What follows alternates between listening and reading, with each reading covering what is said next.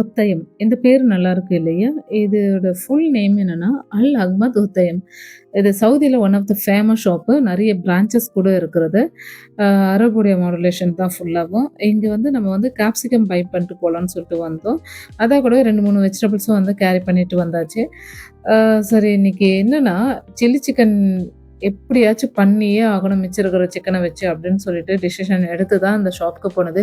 அவன் எதுக்கோ டிசிஷன் எடுக்குறான். நான் ஒரு சாப்பாட்டுக்கு தான் ரொம்ப டிசிஷன் எடுக்கிறதா இருக்குது எப்பவுமே. சமைக்கிறது அவ்வளோ டஃப்னே சொல்லலாம். ஏன்னா இன்னைக்கு என்ன செய்றது, நாளைக்கு என்ன செய்றதுன்றது ரொம்ப டஃப்பாவே இருக்குது.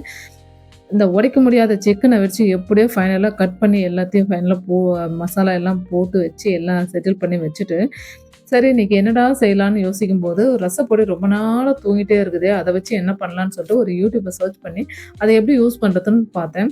ஃபைனலா அவங்க ஒரு ப்ரொசீஜர் சொன்னாங்க. அதே மாதிரி யூஸ் பண்ண ரொம்ப நல்லாவே வந்துருச்சுன்னு சொல்லலாம். ஃபர்ஸ்ட் டைம் வச்சேன் ரொம்ப நல்லா வந்தது.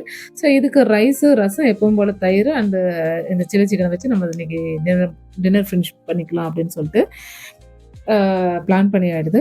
ஸோ எல்லாமே வந்து ரெடி பண்ணியாச்சு. பட் இந்த சில்லி சிக்கனுக்காக நான் அவ்ளோ எஃபெக்ட் போட்டே இருந்தேன் ஒன் பை ஒன்னா. எல்லாம் பை பண்றதுலேருந்து, அதுக்கு எல்லாம் கட் பண்றதுலேருந்து அவ்ளோ டைம் வேஸ்ட் ஆச்சுன்னே சொல்லலாம். ஆ இதுக்கு வந்து எல்லாம் பொரிக்கிறது, வறுக்கிறது எல்லாமே யூடியூப பார்த்து தான் வந்து செஞ்சது. அவங்க என்னென்ன சொன்னாங்களோ அதே மாதிரி ப்ரொசீஜர் வந்து ஃபாலோ பண்ணிட்டே வந்தேன். ஃபைனலா அதுக்கு எக்கு வறுத்து மிக்ஸ் பண்ணணும் அப்படின்றத மறந்தே போயிட்டேன்.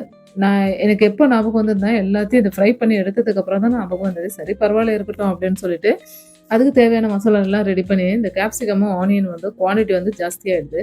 அது நார்மலா வந்து எனக்கு எப்பவும் வந்து 1 ஆனியன் போடணுமா, 2 ஆனியன் போடணுமா, 1 தக்காளி போடணுமா, 2 தக்காளி போடணுமான்றது குவான்டிட்டி எவ்வளோ போடணும்னு சொல்லிட்டு தெரியவே தெரியாது. என் ஸ்டைலுக்கு நான் போட்டு செய்வேன். ஒரு நேரம் நல்லா வரும், ஒரு நேரம் நல்லாவே வராதுன்னு சொல்லலாம்.